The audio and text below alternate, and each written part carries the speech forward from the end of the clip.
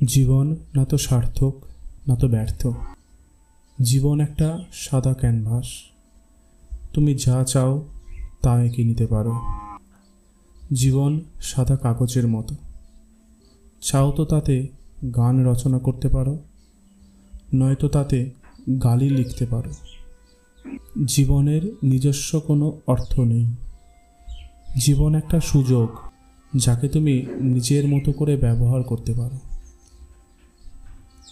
অধিকাংশরাই এই ভ্রান্তিতে থাকে যে জীবনের কোনো অর্থ আছে। জীবনের কোনো অর্থ থাকে না, অর্থ তৈরি করে নিতে হয়। বাঁশির সামনে শুধুমাত্র বসে থাকলে সুর তৈরি হবে না, বাজাতে হবে। বাঁশির কোনো সুর নেই, সুর সৃষ্টি করে নিতে হয়, সুরের জন্ম দিতে হয়। জীবনেরও কোনো পূর্ব নির্ধারিত অর্থ নেই। জীবন একটা সুযোগ, যাকে বুদ্ধদেবরা স্বর্গে রূপান্তরিত করে, আবার হিটলাররা জীবনকে নরকে রূপান্তরিত করে। পাশাপাশি বসে থাকা দুটো মানুষের মধ্যে কেউ স্বর্গে বাস করে, আবার কেউ নরকে বাস করে। জীবন পরম স্বতন্ত্রতা, জীবন পরম সৃজনশীলতা। বাগিচাতে ফুল ফোটেনি, কারণ তাতে গাছ লাগানো নেই, বীজ বোনো নেই। জীবনও ব্যর্থ লাগে, কারণ তাতে অর্থ প্রদান করনি। এর জন্য তুমি নিজেই দোষী। জীবনের সার্থকতা বা অর্থ লুকিয়ে আছে নিজের অন্তরেই। বাইরের কোনো কিছুই জীবনের সুখ শান্তি এনে দিতে পারবে না।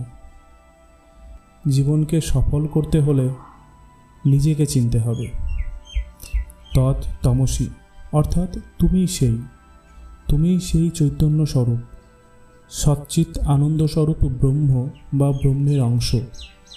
নিজের এই প্রকৃত স্বরূপকে জানতে হবে, তবেই জীবন সফল হবে। অজ্ঞানের আবরণ সরিয়ে নিজেকে চিনতে হবে।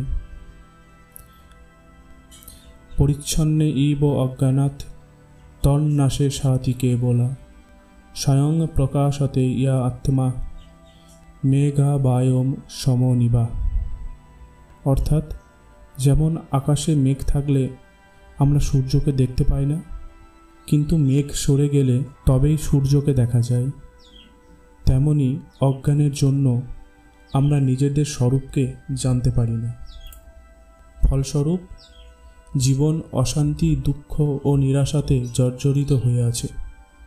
যেদিন আমাদের ভিতর থেকে অজ্ঞানের মেঘ সরে যাবে, সেদিন জীবন সার্থক হয়ে উঠবে।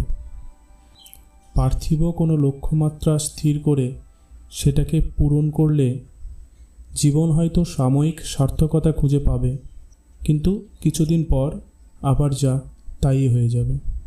হয়তো পরে আবার নতুন করে কোনো কিছু পাবার ইচ্ছা হবে, সেটা পূরণ হবার পর আবার নতুন একটা, ক্রমাগত চলতেই থাকবে। জীবনের যথার্থ সার্থকতা শুধুমাত্র নিজের আত্মস্বরূপেই নিহিত আছে। জীবনকে সুখী এবং সার্থক করে তুলতে হলে নিজেকে চিনতে হবে। আমি কে, সেটা জানতে হবে।